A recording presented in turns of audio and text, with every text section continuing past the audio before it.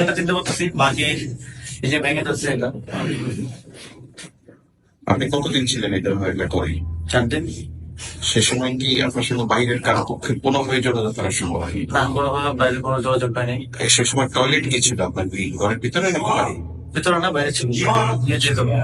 আপনি মানে ধারণা করছেন যে আপনি নিশ্চিত হতে পারছেন না কোন জায়গায়? ওরা টয়লেটে নিয়ে যাওয়ার সময় চোখ বন্ধ করে নিয়ে যেত।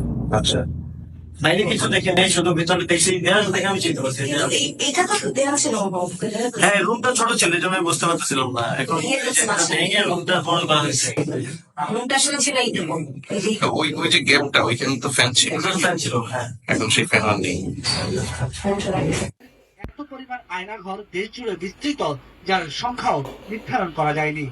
বিনা কারণে রাস্তা থেকে তুলিয়ান ও বিনা দোষে কতগুলো সাক্ষী সাবত হাজির করে সেই এক্সপ্লোসিভ কতগুলো গাড়ির ভিতরে ধরে দিয়ে তাদের বলছে সন্ত্রাসী জঙ্গি এইগুলো বলে বলে তাকে নিয়ে আসে। ধারণা ছিল যে এখানে আয়নাঘর করতেছে কয়েকটা আছে। এখন শুনতেছি আয়নাঘরের বিভিন্ন ভার্সন সারা দেশ জুড়ে আছে। কেউ বলছে 700, কেউ বলছে 800। এটি সংখ্যাও নিরূপণ করা যায়নি পর্যন্ত কতটা আছে, কতটা জানা আছে, কতটা অজানা রয়ে